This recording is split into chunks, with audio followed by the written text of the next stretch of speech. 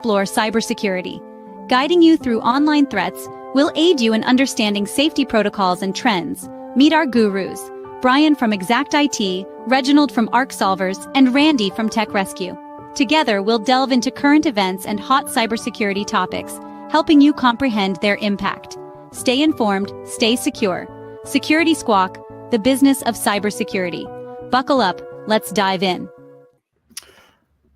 Hello, everyone. Welcome to Security Squawk, or welcome back to the Security Squawk podcast, where we dive into the depths of cybersecurity and bring clarity to the chaos. I'm your co-host, Bryan Hornung, here with Reginald Andre and Randy Bryan. We are cybersecurity experts, and we do this weekly podcast to bring you expert insight and help you understand what's going on out there in the world of cyber threats, cyber crime, cyber criminals, all that good stuff. Ransomware. We're going to talk a lot about ransomware today, right, Randy? Yes, Randy we are. Disappears as soon as I call him. Cleaning off my camera. Yeah, we got some ransomware attacks. We got some data breaches going on, impacting a lot of people. So we're gonna dive right into it. How you doing, Andre? Hey, I'm doing well. All right, ready to rock and roll. Yes, First one up to bat is this whole Providence. Why do I have them number one? I guess that's what we're doing. Number one, Providence Public Schools. They were hit with a ransomware attack, guys. This notorious group. They've been around for a few years now. Medusa ransomware group. And here we go again with another school under a ransomware attack. So, going to talk about Providence, but guys, remember, before we get into this content and what we're going to talk about today and dissecting these different attacks and what they mean to you individually, your communities, the businesses that you work at, please remember, we do this show out of the goodness of our heart, and we don't annoy you with advertising. I was listening to a podcast the other day because I had to drive in the car for a while, and man, this thing was just jam-packed with advertisements. It was like, for every 10 minutes I had to listen to 5 minutes of commercials. And it's like, those are the things we don't do on this channel. And we just bring you the goods. And in return for that, we just ask that you help other people find this content by sharing, liking, subscribing, whatever you're doing and whatever platform you're consuming this on. There's something you can do on that platform to help spread the awareness, and that's all we ask you to do. You continue to do that for us. We continue to bring you the show ad-free. So that's my little spiel that we do to open the show, to promote it, and that's the last you're going to hear about it as we get into the goods of today, which is this Providence Public School. Who wants to take the lead and kind of bring everybody up to speed on when this attack happened to this school and what they're dealing with since the attack started? I mean, I can start off reading the article if you want. Do it. All right. So basically, there's a deadline coming. That's the clock is running against Providence Schools. So 6 days are left before a hacker group threatens to release over 200 gigabytes of data pried from the Providence Public Schools Department. When did it start? Do we know?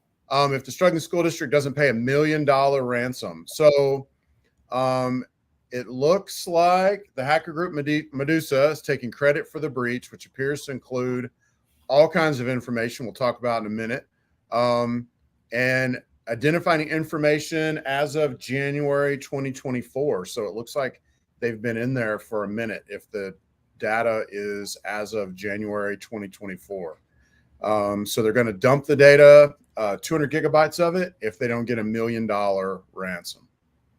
And it started September the 12th. Wow. About it. Yeah, so it started September the 12th. I'm looking at some information I have from my threat intelligence team on this attack, and they were listed on the. This is interesting, just the timeline that you're getting from the news article, I guess, Andre, right? And then what's being listed on the dark web is that it first appeared on the dark web on the 18th, right? And the estimated attack date is the 16th, but it's actually the 12th. So it's actually 4 days or 6 days before, almost a week before they showed up on Medusa's dark web leak site. So what does that tell us, right? That tells us that negotiations probably broke down after a week, right? This school clearly doesn't want to pay the $1 million that they're being threatened with. And the total amount of data leakage right now stands at about 201 gigabytes of data. So because this school, it sounds like the school's not negotiating or not paying. Is that accurate? Yeah, and it also talks about how they're also giving the school an option where they can pay $100,000 for the timer to be extended by 1 day. So I'm curious about that. What is it that why? I mean, it's not like the school doesn't have the cash on hand. So I wonder why they're doing that. Why they're doing what? Why they're basically saying if you don't pay in 6 days, but if you need an extra day, pay us $100,000 and we won't release the data. It's a way to make money. But why does the school need so much time to think about it? I mean, I think 6 days is more than enough time to. I would just think that that's a statement. Nobody's saying that the school's paying it. I mean, if they're not paying the $1 million, why would they pay $100,000 to get an extra day? Yeah, that's what I'm saying. Yeah, exactly. Yeah, they're just not. It sounds like somebody decided, kind of like what we talked about at Columbus, that we're not negotiating with these guys. We're not paying. And now, it's just kind of playing out here. But it's 2 weeks almost now. In 2 days, it'll be 2 weeks since they were attacked, right? So, So what's going on is, I mean, it has been released. Like there is data being released. So. Yeah, they released like a little snippet. They do that to prove that they actually have access. Correct. Yep. But the stuff that they've released so far, I mean, they've released data on 134 students so far. Yeah, and internal memos, invoices, computer inventory, student rosters, right? A meeting memo meant for the parents of a student who receives special ed, right? One that obscures student names but lists developmental disabilities. Some go into files on individual teachers' computers. The largest folder release contains a number of subfolders with potentially sensitive information relating to human resources, technology, communications, and special ed. This is a lot of crap that it's going to be devastating if they release it. Another thing is it mentioned in this article in quotes, it says, IT staff followed proper security protocols and worked to isolate the issue, which has been contained. I kind of don't even want to believe that, because if you can't trust them for the first thing, how are you trusting them that they're following the right practices for the second thing? Right. And maybe it was limited to a handful of machines or something like that is what they're trying to say. I mean, 200 gigabytes. I mean, we could be talking the user folders, and you could have all kinds of stuff in here, both good, bad, and irrelevant. You know what I mean? Right. Yeah, but we usually find out in these attacks that it's a lot of bad and not a lot of good or irrelevant, right? I mean, when this stuff ends up on the dark web. There's a couple of things. I mean, I don't know if you guys remember. I think it was on the show. Maybe it was a little show. I feel like for some reason my brain's telling me it was the show that you were not here for, Andre. Where I kind of ranted a little bit about this in K through 12 schools and kind of how they treat certain protections and certain privacy things for children a little more seriously than they do this stuff, like from a cybersecurity standpoint, and I think what I referenced was, when a kid has a disciplinary problem, like I think the example I used was like, if my kid punches your kid and I want to know what the school has done about that, they're not allowed to tell me, at least in my state, that's how it is. And I'm pretty sure this is like federally mandated that this is how all schools behave now. Right, with privacy rules, right? So they're going to not tell you that information, but this same information that they're trying to protect that way through not telling parents, they're doing a really poor job at protecting it from a cybersecurity standpoint. So what I'm trying to say here is, or maybe I didn't say it well enough the last time, is what these schools are doing is essentially blabbing out there about all their students' stuff when they don't protect this stuff. And they think they're doing a good job at protecting it, but the cyber criminals are proving them wrong day in and day out. So we've talked a lot about K through 12 schools. Scott, I feel like for 3 years now, we've been talking about K through 12 schools. What are the long-term potential impacts on students and families when sensitive information like this is exposed, guys? They'll be 18 to find out that someone applied for credit before them. Someone beat them to the punch. Right. Yeah, they can do that. Or going back to that video you shared with us in the green room today, right? It's more data points. It's more identification. Everybody's sitting here wondering. We might as well just change the damn show right now. I mean, everybody's sitting here wondering like why people should be, or why I am advocating that people should be upset when their employers get hacked and their businesses that they do business with get hacked, and start taking this in their own hands, because they're taking the pictures on your licenses and they're taking the pictures on your passports, and they're creating stuff with AI with those things and they're using AI to steal your identity and steal your life in more ways than you can imagine. Yeah. And that's literally what AI is it's taking all the known data points and just putting them together and then spitting it out in a coherent way. Well, and it's doing it really fast, instantly fast. So you take a bad GPT or a chat GPT or whatever you want to call it that's been trained to do evil, and you put all this stuff together, and the possibilities are endless with email scams and credit scams, opening up credit in people's names, creating fake identities. I think the one that really concerns me the most is using it for phishing and targeted phishing campaigns, because the more information you can have in an email, the more real it appears. So fun times. Yeah, man. So outside of that, like, how do you guys see this playing out, right? We know we have this problem. Parents and their children need to kind of do things to protect their own information, right? That's one way you're going to combat this issue, because you got to do something if your school does get hacked and exposed and this stuff does spill out there. So you have to take this in your own hands in some way. Another way people can take this in their own hands is by showing up to their school board meetings and asking questions about their cybersecurity practices and who they're involving in their cybersecurity. I think that's a big problem. I will say from my own experience, I went to my kids' school, Medford Township Public Schools, and tried to have this conversation with them.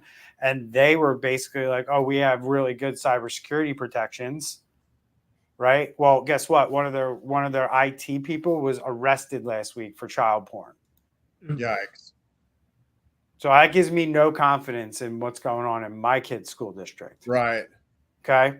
So you need to show up. You need to do this stuff, because schools are getting hacked left and right.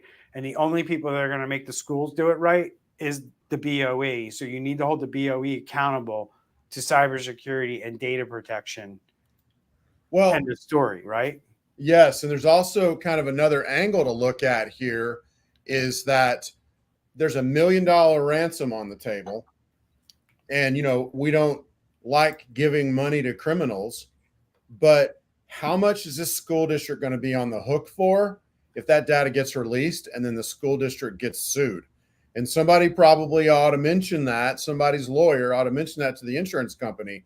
You can pay the $1 million now, or you can pay 50 million or 100 million down the road when you get sued by all the parents of all the kids whose data gets released. Did we talk about that last week? We did. We've talked about that over the last couple of weeks, a little bit here and there. Yeah, and I know there was a big, I think it was a hospital, right? That it was basically figured out that if they paid the ransom, it would have been a lot cheaper than the $65 million they paid in a class action lawsuit, right? Yes. I think that was something I feel like we covered on the show, but maybe I'm wrong. Andre, you're quiet. Any thoughts here? No, just the last part is that they have been looking for a IT director since May of this year. So in addition to not having any day-to-day directions from a leader, they're dealing with a cyber attack with no leader. So question for you guys. Last kind of question on related to this, but the other thing that comes in my mind when I think about how do we solve the challenges with this,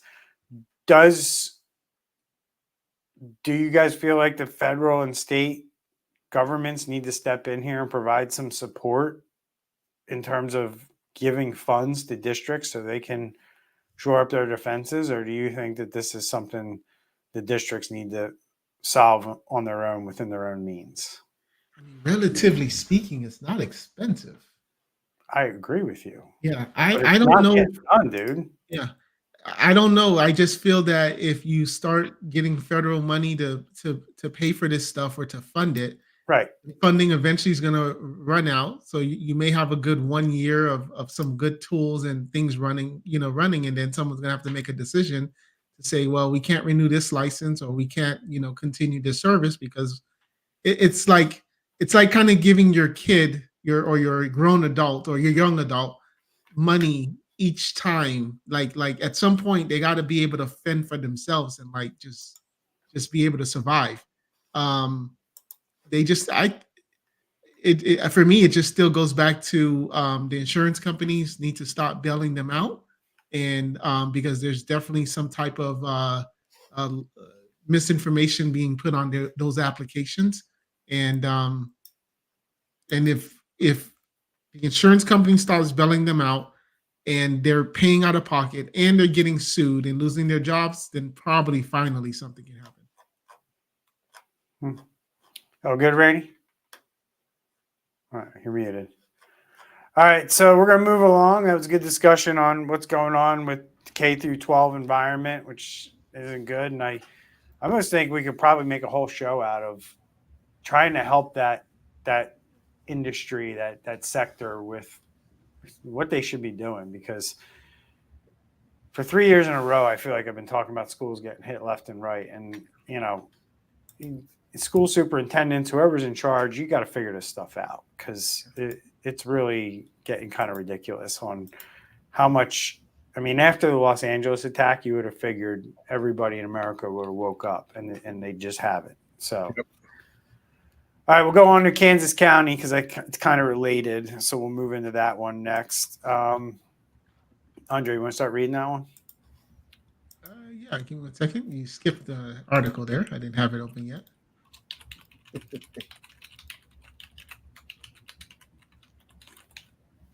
loading. All right, so what we have here is ransomware attack on the Kansas County has exposed nearly 30,000 residents. And I'll start off also by saying the city of North Miami, which is where I am, it's now been about 7 weeks and they are still down. And nobody's talking about it except me. So Franklin County. Who is that? The city of North Miami. They've been down for 7 weeks in my city. I spoke to one of our clients who's a title company, and the building department is down. So therefore there could be no new, let's just say, sales of properties, because the building department has to give the final stamp, and their system is down 7 weeks. Right. Yeah. All right. That was a side note. So according to officials, on May the 20th, the county said that it discovered and responded to a ransomware attack. And of course, they always call the cybersecurity experts and federal law enforcement after. And now they're investigating the incident. And same song, just different dance. It's people's information, medical records, vaccination information, COVID information, and other personal identifiable things. So we've identified the problem, and we've identified the victim, I hate calling these people even victims anymore, because like they're not the victims. They're the means to people becoming victims. The enablers. Right? Yeah. So, the victims are going to be the residents of Franklin County. So let's just dive right into that. You just listed all the types of personal information that was compromised. So what does that mean for the residents affected if that type of information is out there? We kind of already covered it with the last conversation. So let's just change the audience from children in schools to residents of a town. And what can that information be used for? I like to call it innocent bystander, maybe even better. Yes. The bullets are flying and you just get hit and you have nothing to do with it. Right. Hey, Randy.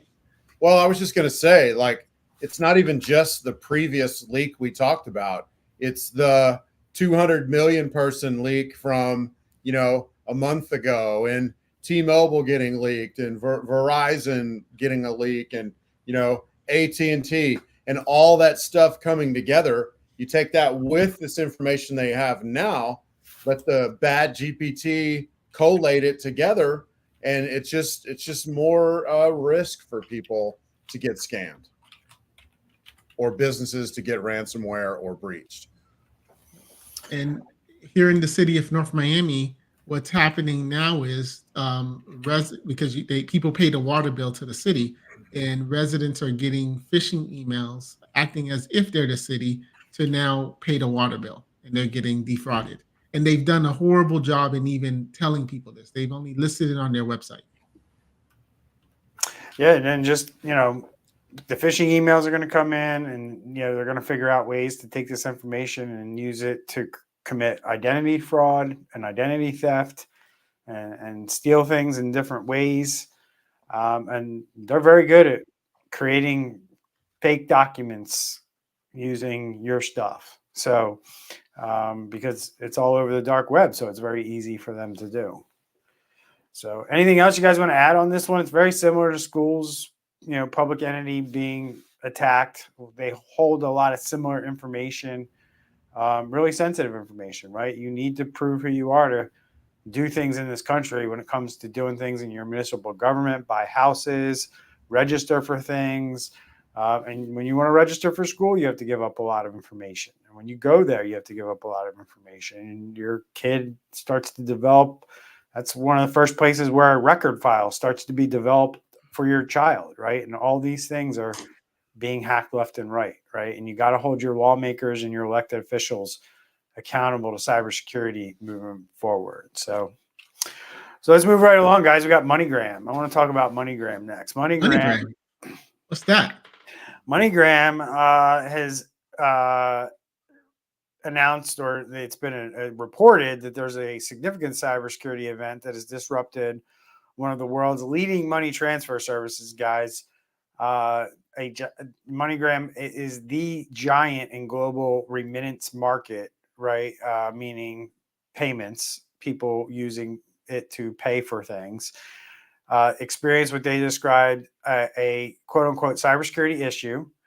And that is, what we consider a vague term, and that's describing why they're having a service outage. This outage is impacting millions of customers worldwide. The incident began late last week and has led to considerable operational disruptions, from halted transactions to complete shutdowns of their online platforms. So we're going to unpack this and explore what happened and the steps that MoneyGram has taken in their response to try to figure out what's going on here and the wider implications that this might have on the financial services industry. Obviously, people are having trouble making the normal transactions, but let's take a look maybe a month or so down the road, like this money not moving in the system. What does that mean for the financial system, right? Because it's not about a temporary inconvenience. It's about the trust and security that millions of people place in these platforms. And when that trust is broken, people decide to do different things, right? And handle their money in different ways. So let's talk about it, guys. This doesn't seem like a data breach. This seems like they're dealing with ransomware. Agree or disagree? Yeah, I mean, data breaches, you don't shut down your entire system for data breaches. Usually it's too late anyways. But yeah, ransomware is when things are just not operational and you can't do your everyday business function.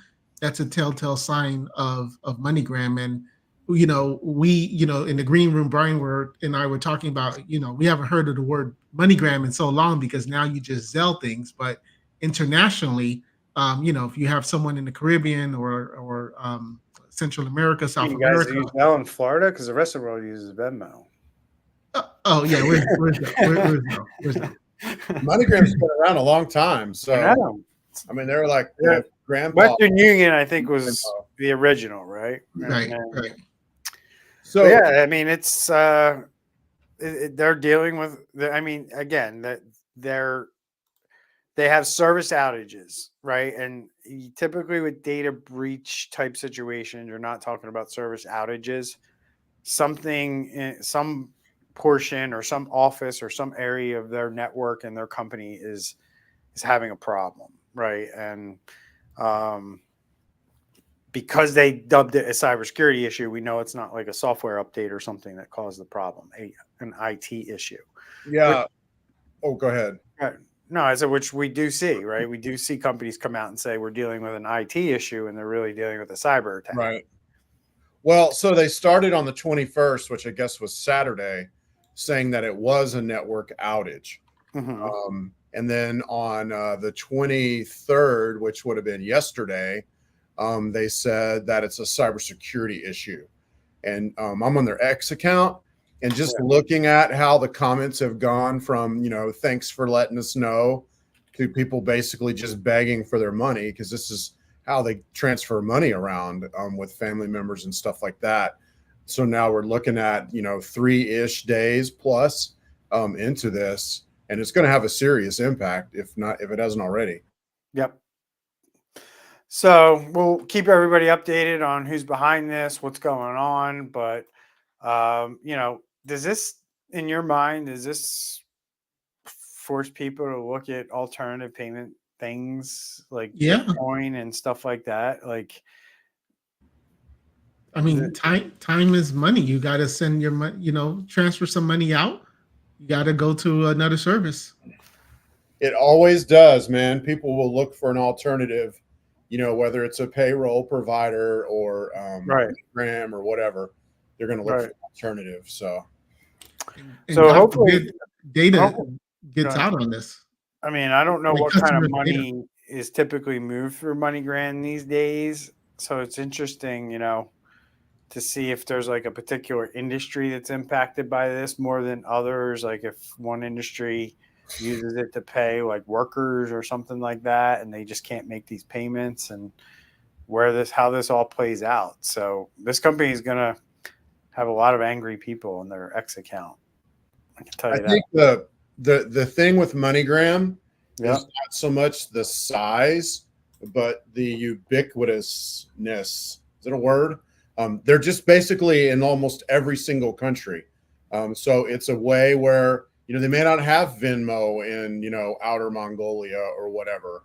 So it's a way you can send money to people in, really maybe other places where you can't. Maybe Venmo doesn't work in that particular country. So cool. So we'll keep everybody updated. We'll let you know. We'll let you know the impacts. We try to predict those here as best we can based on what we see with other attacks. But this is a little bit unique because it's not a bank. It's not anything you would consider traditional. So I'm super interested to learn what happens with this outage, especially if it extends to a long period of time. So, all right, guys, let's talk about this U.S. Capitol breach that's in the news. A little bit. So let's see. A recent report revealed that personal information for more than 3,000 congressional staffers has been leaked across the dark web. This breach is not just a violation of privacy, it's a significant security concern that could have implications for national security. This incident has exposed passwords, personal emails, and even sensitive details from less secure sites, highlighting a critical lapse in digital hygiene among those within the Capitol. So how do these breaches occur, guys? What happened here? What are we talking about digital hygiene? Is this doesn't sound like they were hacked. It sounds like the way they do things over at the Capitol isn't so great, and they need to do things a little bit better. Yeah, it's the whole do what I say, not what I do mentality here, right? Say that a lot when these government officials or these government entities get hacked, right? Yeah, I mean, the craziest thing I see here was about these staffers using their government issued emails for personal things, including adult websites. It's Right. Jesus. Like how stupid are you? I mean, I get it. It's convenient. Well, you say that, right? But I can tell you that, like, when we do reviews with companies and tell them that this is going on in their company, every company has this problem. Yep. There isn't one company that I can think of in the last 12 months that we've done a review for, and we didn't tell them if they're a client, we blocked it, or if they're not a client, we're telling them this is happening. Right. And a lot of times, dude, you'd be surprised at the response you get from the people you tell this information to. Like crickets. Mm-hmm. Like, because they're guilty too. The boss is guilty too. Well, that's what it's like. Hey, you're like, hey, this is going on. They're just like, okay, cool. And it's like, it's like, he's probably like, that must be me, or right. John sends me links all the time. Yeah. We've had CEOs say, well, I want to protect the privacy of my employees. You know, do we really want to know all this stuff? And, you know, the bottom line, it's company resources, probably using company time. And you shouldn't mix the two, you know, keep your personal stuff on your personal phone and, you know, just use your work computer for work stuff. It's pretty simple, actually. It's not company, Randy, it's taxpayers.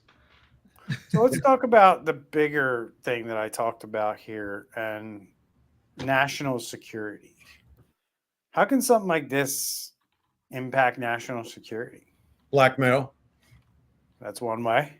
We've got your password to Facebook. We're going to hold you hostage. Or we found your password to these adult sites. That was in quotes, adult sites. So that just happens, and it keeps happening for some reason. I saw something the other day where it's like this person's had like 4 email addresses on Ashley Madison, like some guy running for office, I think in Florida. Right. And from North Miami. Picking on Florida. City's been down. Just kidding. But yeah, I mean, and the other thing that comes to mind is like, it's just like you have enough information on these staffers where you can create fake IDs and stuff to get access to buildings. And, you know, when this stuff starts getting spread around the internet, it can fall in the hands of terrorists and things like that, right? Yep. And you're worried about January 6th. Meanwhile, these guys are sitting up, hatching up some plan to send, you know, 20,000 people here with, you know, credentials, you know, that they're going to get through certain things because they have this stuff, right? It's ugly. So they can also... We only have 6 minutes? Oh, well, no, we have... Use a Facebook account. If they get a password to that, to message one of the friends, message the IT department. There's so many things they could do with this information.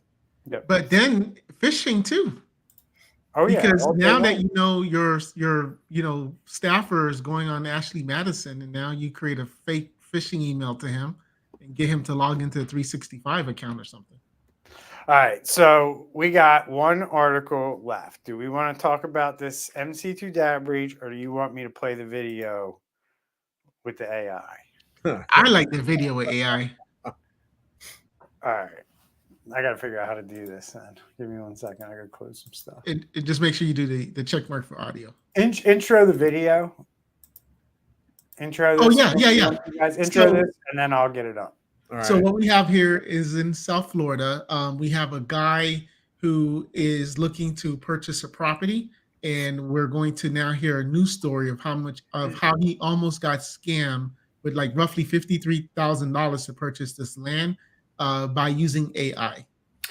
Yeah. So, we are going to share this, and it is AI, right? But this, what I'm trying to stress here is it's not just about AI, right? They're using information spilled over on the dark web to create this stuff, right? So if you don't have all these companies getting hacked and all this information spilling over the dark web that these hackers could then use to easily put into an AI system and create this stuff, then it would be a lot harder. But we're making it so easy with data breaches and AI for criminals to easily create things like we're about to show you right now. So let me share my screen. And I would say this is the tip of the iceberg. Oh, this is just starting all day long. So give me 1 second. Let me get rid of this. All right. And then I don't know what you said to me about sharing something and checking them. Share screen and audio. Yeah, I got it. It was automatically done. So here we go. We'll play this. What's it, about 2 minutes and 30 seconds? It's about 2 minutes and 30 seconds. So give it a watch. I'll go full screen here. New at 10, artificial intelligence is now being used to commit real estate fraud here in South Florida. Almost cost one local man his savings. Night Team's Heather Walker has Tonight 7 investigates.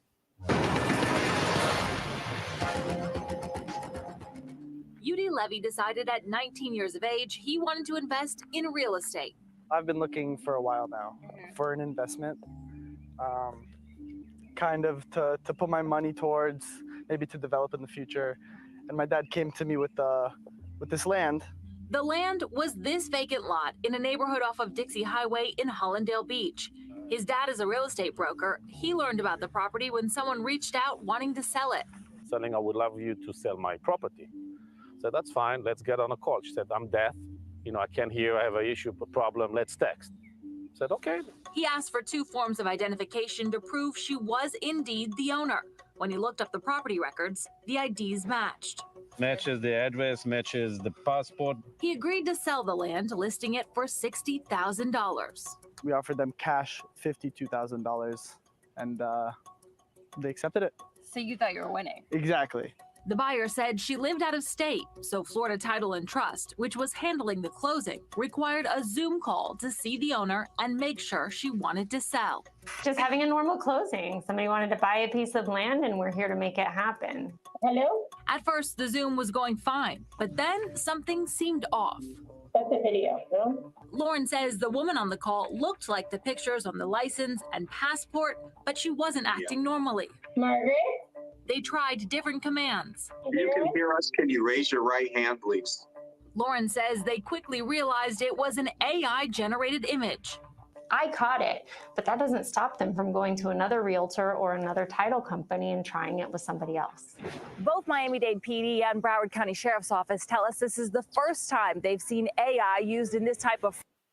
I think that's pretty much the gist of it, right? Yeah, crazy, man. They could have lost $53,000. Yeah, which is nobody wants to lose that amount of money, but in a real estate transaction, it's actually not that, not that much, right? At the end of the day, I mean, you could be losing a lot more. The other interesting thing for me is like, these guys had to do some research. They had to figure out that this woman owned this property, right? You can't just slap. Right? I'm thinking about this scam correctly, right? They had to look up this woman, realize she owned this land, and then create an identity saying that they're her. Right? And then that's what they were trying to do, right? And in that video, yeah, I mean, like I've seen Weekend at Bernie's, and that's basically what it looked like to me. I mean, it's a Weekend at Bernie's video. I mean, but again, this is just, as Randy said, this is just the beginning. You guys pointed out rightfully so, there'll be a day when that video will be able to raise its right hand, and it'll be a lot harder for people to just spot it, right? Yeah. You're muted, Randy, just so you know. Yeah, that I laughed when I saw it because you could tell right away it was fake. But imagine if you're using like some old crappy Chromebook, not that all Chromebooks are crappy, but you got like a 320K resolution video, which is low res. And imagine if it's like this big, you would never even know that that was a fake person. Yeah. No doubt. And again, these guys are learning. So now they know from this interaction that they need to do something with their AI to improve it. So there's hand motions and stuff. And that you know, they're banging away right now trying to get that going. Yeah. Right. Training their models, getting their stuff working. So one day these scams will work like hotcakes until they don't allow that. Right. At the end of the day. I mean, I get COVID, but we took a lot of bad habits out of COVID too. And that's probably one of them, right? Allowing, virtual transactions like that over Zoom. There needs to be some kind of better verification there. Yeah, I've even seen in my social media feeds, there's this feature where you can upload photos and then it'll give like a 3-second before and after. Have you seen those? Mm-mm. So like, let's just say you have a photo from, when you're in high school and you were just next to your buddy.